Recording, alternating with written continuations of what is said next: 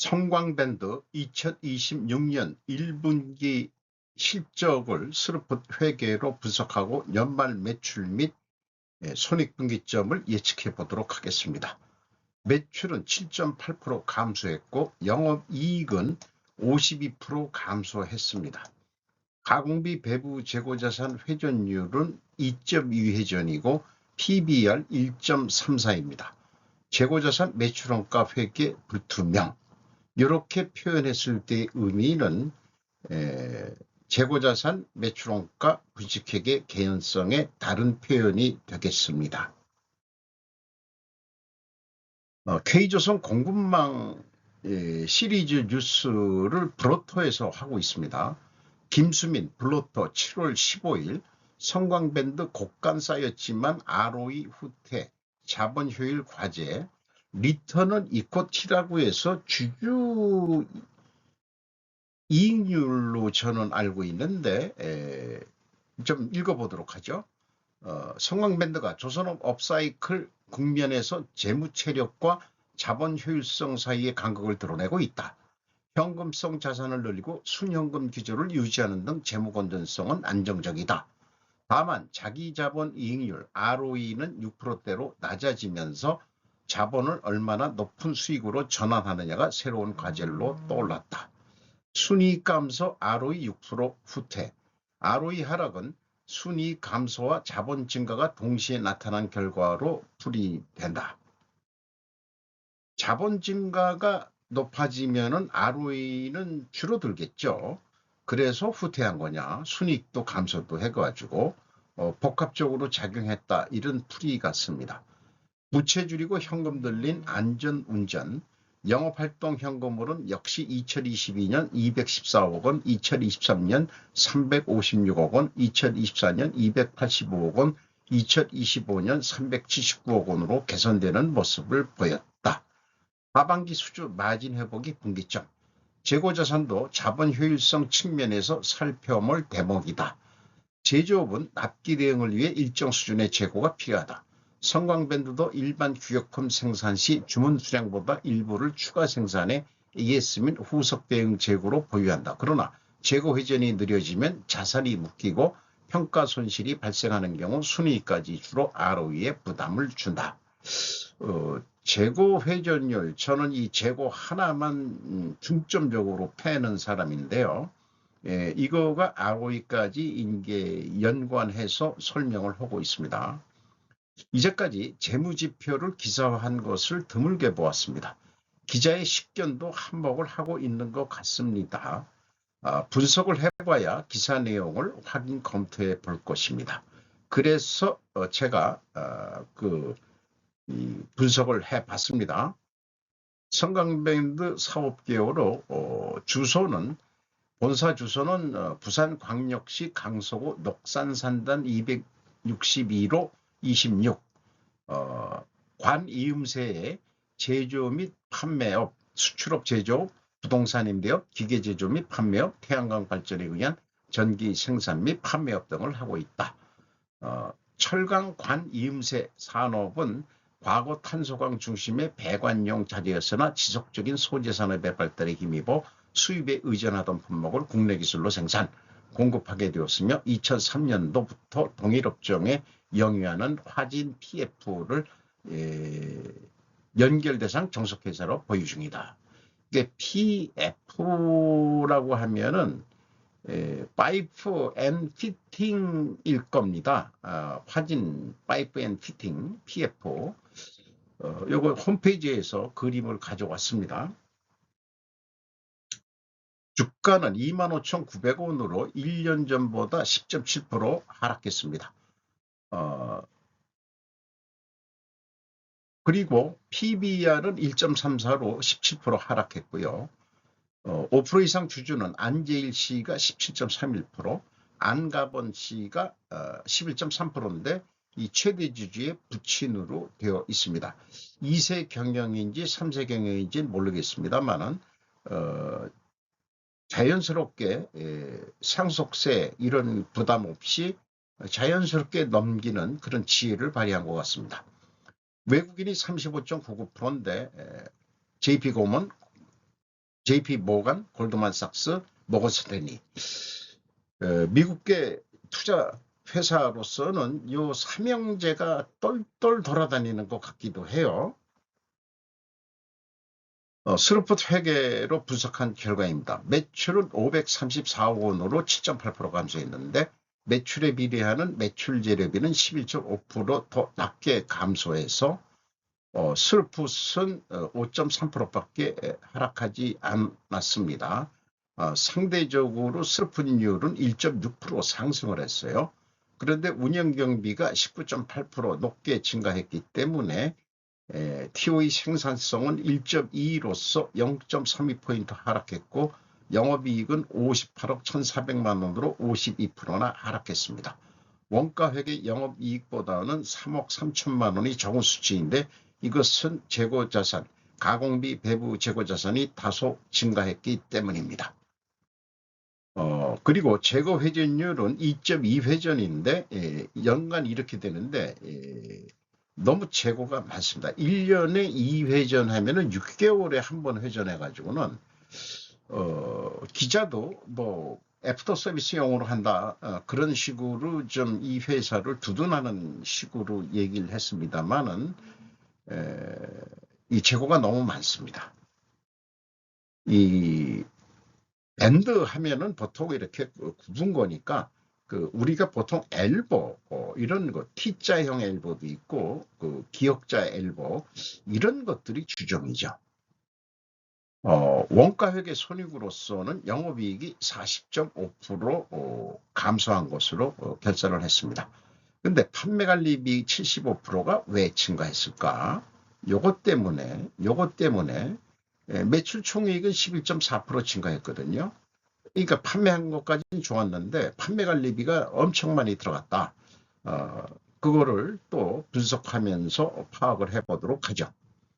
우선 재고자산 명세로 제품, 상품, 제공품 합쳐서 가공비, 배부, 재고자산 600억 7,900만 원, 연초 재고보다 8억 2,300만 원 증가했습니다. 많이 증가하진 않았어요. 전년도에는 45억 줄였는데 그리고 매출이 8% 감소했는데 재고는 1% 증가했다. 스루프 관점에서는 바람직하지 않습니다. 원가 회계에는 재고이익이 조금 더 플러스가 됩니다. 비용의 성격적 분석 내용입니다. 재고자산의 변동 플러스 4억 9,600만 원이면 재고가 감소했다는 뜻이고요. 원재료 사용액 170억 2.3% 감소했고 상품의 매입액 따로 표시해주고 있습니다. 매우 바람직합니다. 9.7% 증가했습니다. ABC를 더한 MC 매출원가 재료비, 매출 원가라고 할 때는 가공비가 배부된 재고자산이 들어간다는 뜻입니다. 203억 4,200만 원 19.1% 감소했습니다. 운영경비는 19.8%가 증가했습니다. 운영경비 269억 원에서 판매관리비 147억 원을 뺀 122억 8,100만 원이 공장 가공비가 되겠습니다. 재료비율 63.3%로 3.9% 상승했습니다. 여기서도 원재료 가격이 상승했다고 2차 추론해 보게 되는데 1차 추론과는 모순되죠. 이게 모순되면 뭔가 잘못되어 있다는 얘기 같기도 의산 봅니다. 이 비성분까지 본 다음에 이 재고자산 입출, 교차검증 및 비성분 내역을 보여드리는데 이런 게 파편화된 데이터들을 가져올 수 있으면 다행이에요. 상품의 매입액이 있죠. 그래서 기초재고에서 상품 매입액, 그 다음에 기말 재고액을 빼면은 상품 매출액이 되겠죠. 상품 매출원가 이렇게 되겠습니다. 상품의 매입액이 30억 2,600만 원, 그리고 원재료의 사용액이 있습니다. 그러면은 거꾸로 입고액도 역산해서 낼 수가 있겠고요. 그래서 이렇게 맞춰볼 수가 있었습니다. 제품은 차이가 나는데 이 26억 1,700만 원은 제공품의 증감이 되겠습니다. 따라서 이것을 이 재고 흐름으로 공시들을 안 하기 때문에 제가 맞아떨어지는지 확인하고 싶다 이 말이죠. 그래서 역시 제가 착안한 묶어서 보관 제거하고 제공 제거하고 합쳐가지고 한꺼번에 보는 방법. 그러면은 총 제조 비용이 입고 금액이 되겠죠.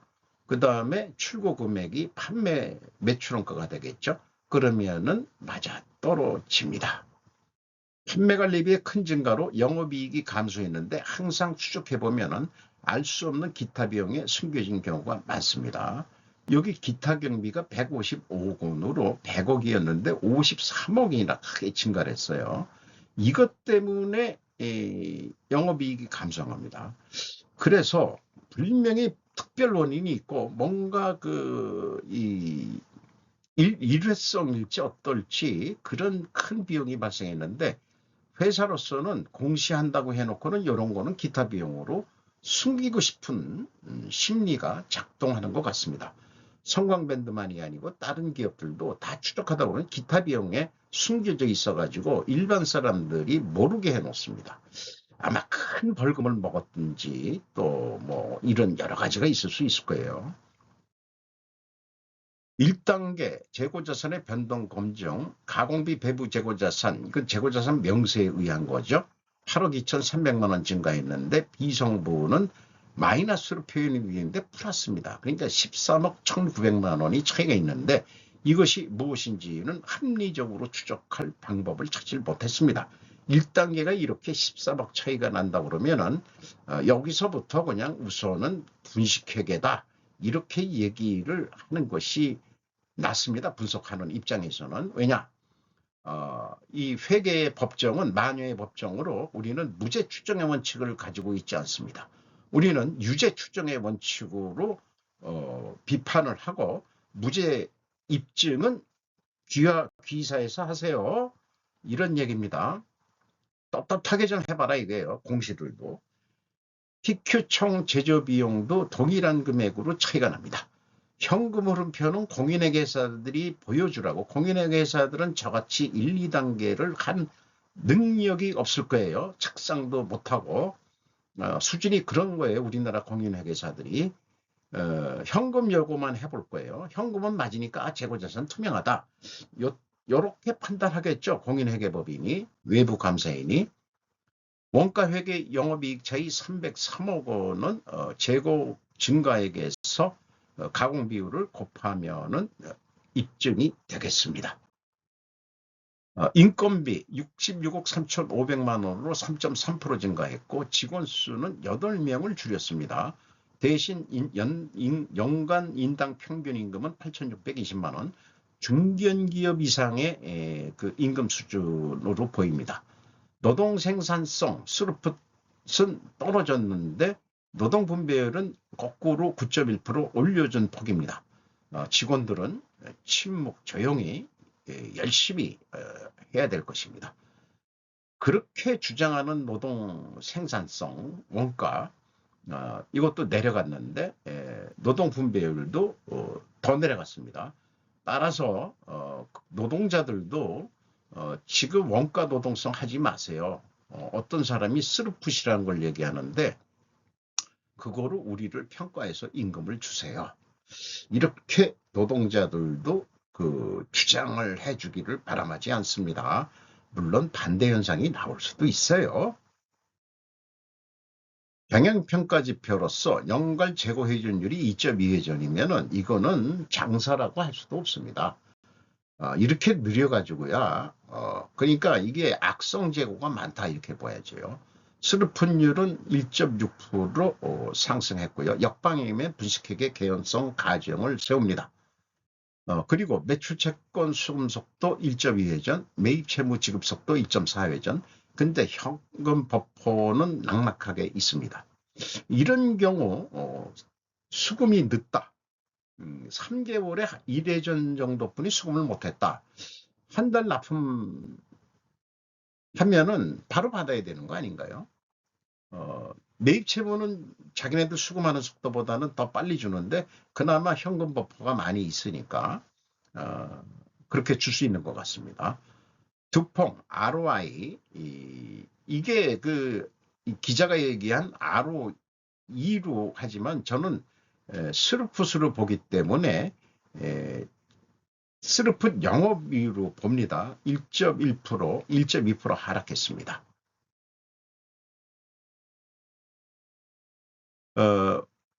회전율이 하락했고 스르프율은 상승해서 역방향 분식회계 개연성 가정을 세우는데 이것을 반증하려면은 원재료 가격이 상승하고 판매 가격도 인상이 돼야 됩니다. 그리고 필연적으로 존재할 다른 증거를 대라고 그런다면은 수량에 의한 재고 회전율도 하락했어야 할 것입니다.